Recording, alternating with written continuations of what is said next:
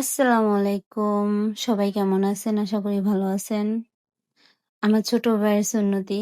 ওর সুন্নতিতে আমরা সবাই গেছিলাম। আমার শ্বশুরবাড়ির সবাই গেছিলাম। আর আমার হাসব্যান্ড ওকে হলুদ দিয়ে দিল। তারপর এখন মিষ্টি খাওয়াবে। ও মিষ্টিটা সামনে নিয়ে বসে থাকবে দেখেন। ও খাওয়ার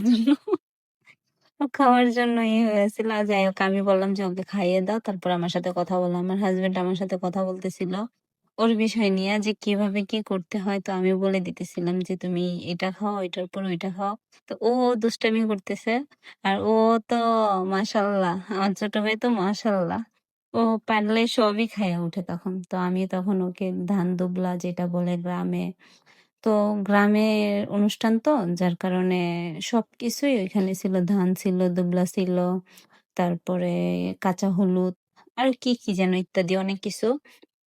তারপরে হচ্ছে যে আমাকে মিষ্টি খাওয়াই দিছে, ওর ভাইয়াকে মিষ্টি খাওয়াই দিছে। তো আমিও আমার হাসব্যান্ডকে বললাম যে তুমিও খাও। আর ও না হলে আবার পরে বলতো যে তুমি তো আমাকে দাওনি।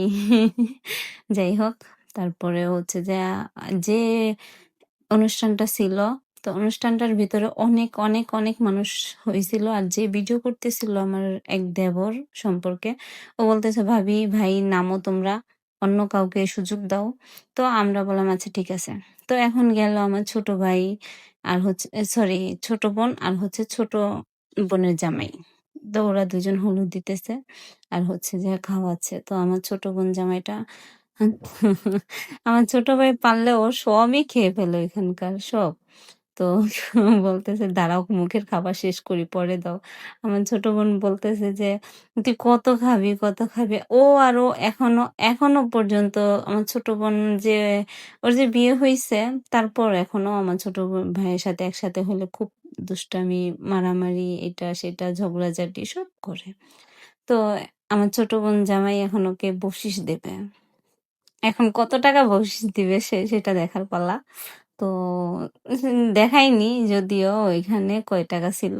পরে দেখছি, ওইটা সিক্রেট বলা যাবে না। আল্লাহ হাফেজ।